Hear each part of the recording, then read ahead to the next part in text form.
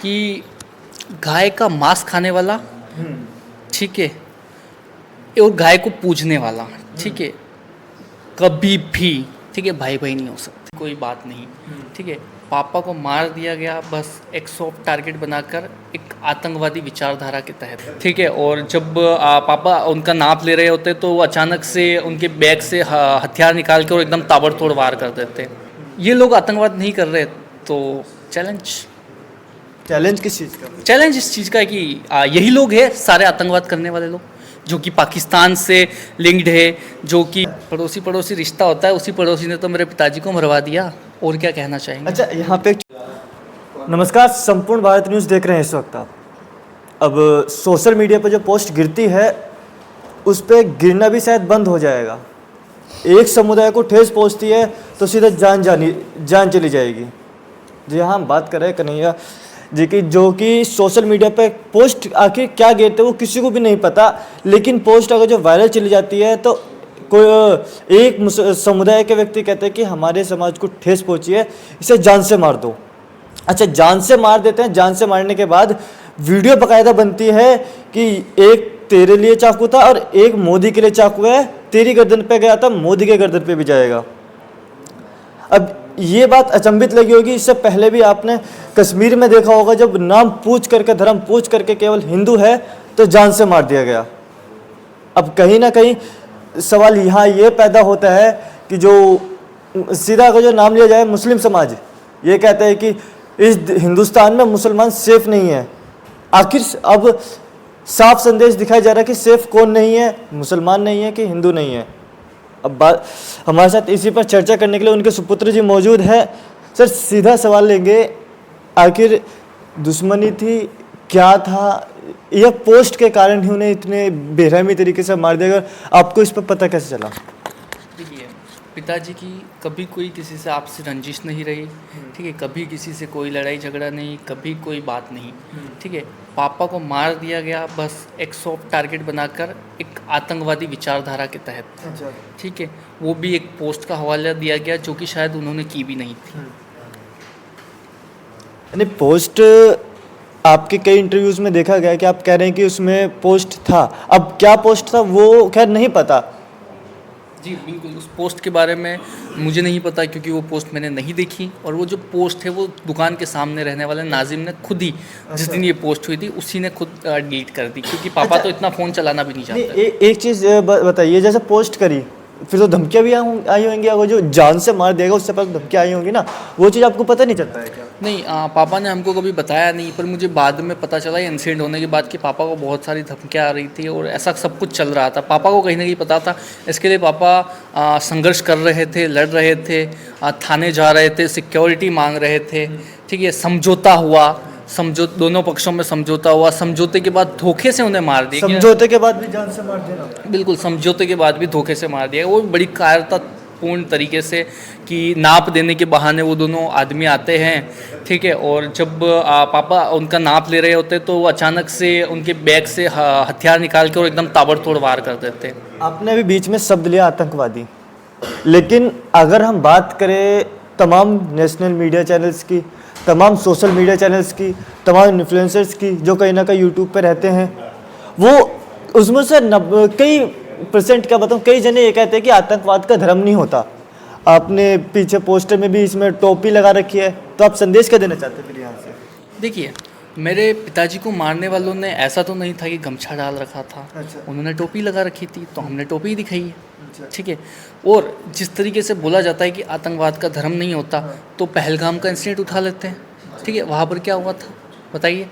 किन टोपीधारियों ने सिर्फ धर्म पूछ के, ठीक है, और उनके सीने में तांबा उतार दिया, उन लोगों को गोलियां मार दी, क्या पूछ के मार दी, और क्या कह के उनकी लेडीज़ों को छोड़ दिया कि ये जो हमने मारा है, ये जो तुम जाके तुम्हारे प्रधानमंत्री को बताइए क्या है, ये आतंकवाद नहीं है तो ये क्या है, और ये कौन कर रहा है? इसका जो सवाल, जो आपने सवाल पूछा ना, उसी में जवाब है। कॉन्सेप्ट तो अभी भी समझ नहीं आ रहा है ना कि आतंकवाद का एक तरफ कहते हैं धर्म नहीं होता, दूसरी तरफ मूवियाँ बनती है इस पर, ऐसा क्यों? देखिए, सिर्फ इंडिया की ही बात क्यों करें, ठीक है। चाहे आप किसी भी कंट्री की बात कर लीजिए, जहाँ पर भी आतंकवाद हो रहा है, चाहे वो अमेरिका, चाहे वो क्या बोलते हैं इसराइल देख लो, कोई भी ले लो, कोई भी कंट्री ले लो, ठीक है, अगर वहाँ पे ये लोग आतंकवाद नहीं कर रहे तो चैलेंज किस चीज़ का? चैलेंज इस चीज़ का है कि यही लोग हैं सारे आतंकवाद करने वाले लोग, जो कि पाकिस्तान से लिंक्ड है, जो कि अफगानिस्तान से लिंक्ड है, जो भी मुस्लिम कंट्री है, ठीक है, उससे लिंक्ड है, और ये बाहर आतंकवाद कर रहे हैं। यूएसए ने ओसामा बिन लादेन को क्यों मारा, बताइए।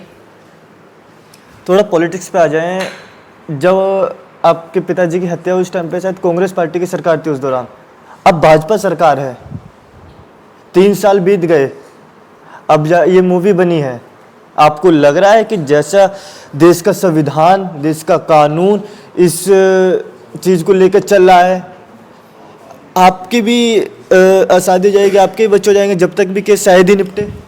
देखिए, शायद जिस स्पीड से केस चल रहा है ना, उस स्पीड से तो मेरी जो उम्र है ना वो भी कम पड़ जाएगी इंसाफ मिलने में। ठीक है, शायद मैं भी मर चुका हूँ तब तक इंसाफ नहीं मिलेगा। क्योंकि अभी तक 150 गवाह है इस केस में, जिसमें से 10 या 12 की गवाही भी नहीं हुई है। ठीक है, 10 या 12 की गवाही भी नहीं हुई है 3 साल के अंदर। ठीक है, 3 साल का रेशो पकड़ो और 10-12 की गवाही नहीं हुई है, तो आप सोच लीजिए कि गवाही में कितना साल लगेगा। ठीक है, गवाही के बाद चलो ठीक है कि सेशन कोर्ट में चाहे वो केस जीते या हम जीते, ठीक है, मुद्दा जाएगा हाई कोर्ट में। ठीक है, हाई कोर्ट में लग गए मान लो 10 साल 15 साल, ठीक है, जिस स्पीड से केस चल रहा है उसकी बात। ठीक है, तो वो मुद्दा जाएगा सुप्रीम कोर्ट में, सुप्रीम कोर्ट जाएगा, सुप्रीम कोर्ट में लग गए मानो 5 साल 10 साल। ठीक है, तो मेरी ज़िंदगी तो निकल गई, और मेरी ज़िंदगी निकलने के बाद भी उनके पास एक मौका है कि वो जाए राष्ट्रपति के पास अपनी ज़िंदगी की भीख मांगने। मतलब अब भी आप ये बोल रहे हैं कि राष्ट्रपति के पास जाए और जिंदगी की भीख मांगने? तो कितने साल ये क्यों कह रहे हैं? ये मेरी ज़िंदगी निकलने के बाद की बात कर रहा हूँ मैं, कि वो शायद वो भी नहीं बचे हो। मतलब वो भी ना बचे आपको, आप फिर तो ये कह रहे हैं ना कि जितने हिंदू समाज है आने वाले टाइम में समाप्त है। बिल्कुल, जिस तरीके से चल रहा है वो तो यही है।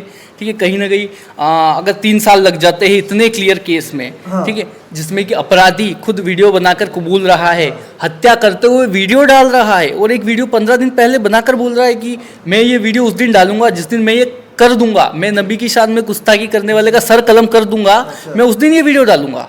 ठीक है, फिर भी इंटेलिजेंस नहीं पता कर पाया, 15 दिन से सब कुछ चल रहा था। ठीक है, इनका बच्चे के फोन में वो वीडियो चल रहा था, शेयरिंग हो रही थी। ठीक है, शेयरिंग हो रही थी, मेरे पापा को धमकियां आ रही थी। ठीक है, पर फिर भी कोई इंटेलिजेंस काम नहीं किया। ठीक है, और 28 जून के दिन हमने इतना बड़ा इंसिडेंट हमारी आंखों से देखा। दुनिया शायद कोई एक भी ऐसा चैनल नहीं होगा जिस पे ये चीज़ नहीं चलाई गई हो।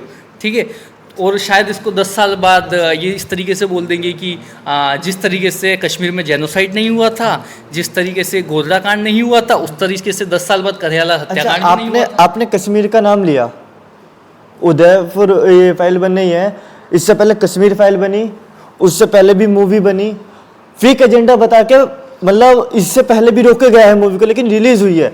इस पर भी लगातार बातें हो रही है कि मूवी को रोका जाए, सोशल मीडिया पर लगातार वीडियोस अपलोड हो रही है कि वीडियो फेक है, एजेंडा है, रोको। आपको क्या लगता है इस पे?